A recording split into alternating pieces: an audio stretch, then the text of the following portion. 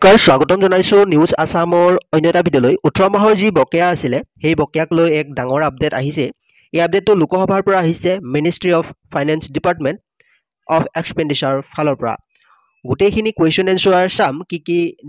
দিয়ে এৰিয়াৰ্ছক লৈ কুৱেশ্যন কৰা হৈছিলে আৰু লগতে এনচাৰ কি কৰা হৈছিলে গোটেইখিনি সবিস্তাৰে আলোচনা কৰিছোঁ ভিডিঅ'টিৰ জৰিয়তে। যদিহে আপোনালোকে আমাৰ চেনেলত পোনপ্ৰথমবাৰৰ বাবে আহিছে তেনেহ'লে চেনেলটি ছাবস্ক্ৰাইব কৰি কাষৰ বেল আইকনটো প্ৰেছ কৰিবলৈ নাপাহৰিব। আপোনালোকে ইয়াতে দেখিবলৈ পাইছে government of India ministry of finance department of expenditure Lok Sabha. ইয়াতে আপোনালোকে 11 আগষ্টত এই যি নটিফিকেশ্যনটো আহিছে ইয়াতে দেখিবলৈ পাইছে দিয়ে এৰিয়াৰ্ছক লৈ অৰ্থাৎ COVID-19ৰ সময়ৰ বাকিয়াখিনিক লৈ যি কুৱেশ্যন হয় কুৱেশ্যনখিনি কৰা হৈছে ইয়াতে দেখিবলৈ পাইছে। Will the ministry of finance be please to state number 1ত কুৱেশ্যন কৰা হৈছে whether the decision to freeze 18-month dearness allowance and dearness relief for central government employees and pensioners during COVID-19 were taken due to economic disruption and to ease pressure on government finance. ইয়াতে number 1ত কোৱা হৈছে কুৱেশ্যনটো কৰা হৈছে COVID-19ৰ সময়ত কেন্দ্ৰীয় চৰকাৰৰ কৰ্মচাৰী আৰু পেঞ্চনাৰসকলৰ বাবে 18 মাহৰ মহৰা ভাত্ৰা আৰু মহৰা সকাহ নিশ্চিন্ন কৰাৰ সিদ্ধান্ত অৰ্থনৈতিক বিঘিনি আৰু চৰকাৰী বিত্তৰ ওপৰত হেঁচা কমোৱাৰ বাবে লোৱা হৈছিল নেকি। তাৰপিছত নাম্বাৰ বিত কোৱা হৈছে if so' whether fiscal condition the government is still under pressure and is on the verge of bankruptcy. যদি আছে তেন্তে চৰকাৰৰ বিত্তীয় অৱস্থা এতিয়াও হেঁচাত আছে নেকি আৰু দেউলীয়া হোৱাৰ পথত আছে নেকি বুলি কুৱেশ্যন কৰা হৈছে। নাম্বাৰ চিত কুৱেশ্যন কৰিছে if so' the detail there of the reason for failure of the government to keep the robust fiscal condition of the country up to the mark which is inherited in 2014 and if not the time by which the government would release the arrears of 18-month DAR. ইয়াতে question কৰিছে যদি C number কুৱেশ্যনটো কৈছে যদি আছে তেন্তে ইয়াৰ সবিশেষ আৰু চৰকাৰে 2014 চনত উত্তৰাধিকাৰী সূত্ৰে লাভ কৰা চিহ্নলৈকে দেশৰ শক্তিশালী বিত্তীয় অৱস্থা ৰখাত ব্যৰ্থ হোৱাৰ কাৰণ আৰু ইয়াৰ লগতে কুৱেশ্যনটো কৰিছে যদি নহয় তেন্তে চৰকাৰে 18 মাহৰ ডিআৰৰ বাকিয়া ধন কিমান সময়লৈকে মুকলি।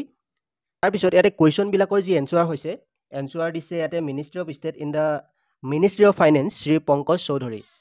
পংকজ চৌধুৰীয়ে অৰ্থাৎ এই কুৱেশ্যনবিলাকৰ এনচাৰ দিছে। নাম্বাৰ 1ত যি নাম্বাৰ 1 কুৱেশ্যনটোৰ এনচাৰ দিছে the decision to freeze instalments of dearness allowance dearness relief DA to central government employees pensioners due from 1/1/2020,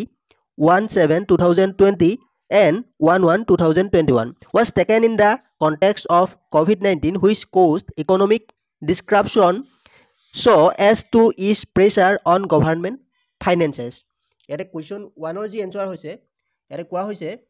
1 তাৰিখ 1 মাহ 2020 আৰু 1 তাৰিখ 7 মাহ 2020 আৰু 1 তাৰিখ 1 মাহ 2021 তাৰিখৰ পৰা কেন্দ্ৰীয় চৰকাৰৰ কৰ্মচাৰী পেঞ্চনাৰসকলক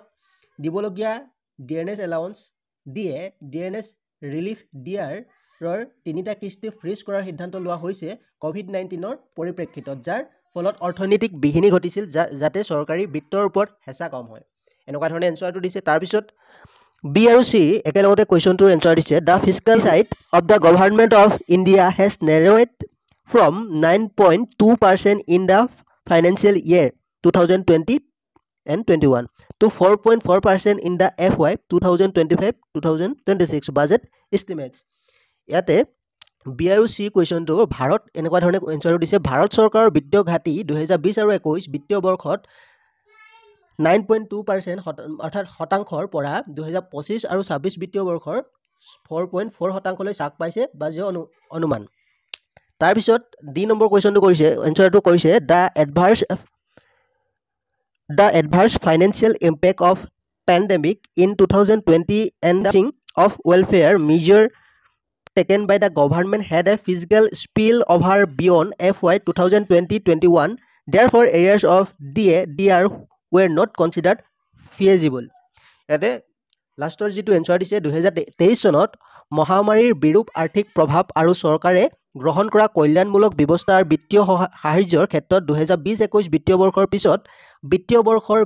বিস্তাৰ ঘটিছিল গতিকে ডিএ আৰৰ বাকিয়া সম্ভৱপৰ বুলি গণ্য কৰা হোৱা নাছিল এনেকুৱা ধৰণে এনচাৰবিলাক দিছে তো যদিহে আপোনালোকে আমাৰ চেনেলত পোনপ্ৰথমবাৰৰ বাবে আহিছে তেনেহ'লে চেনেলটি ছাবস্ক্ৰাইব কৰি ল'ব আৰু কাষৰ বেল আইকনটো প্ৰেছ কৰিবলৈ নাপাহৰিব এনেকুৱা ধৰণৰ ভিডিঅ'সমূহ পাই থাকিবলৈ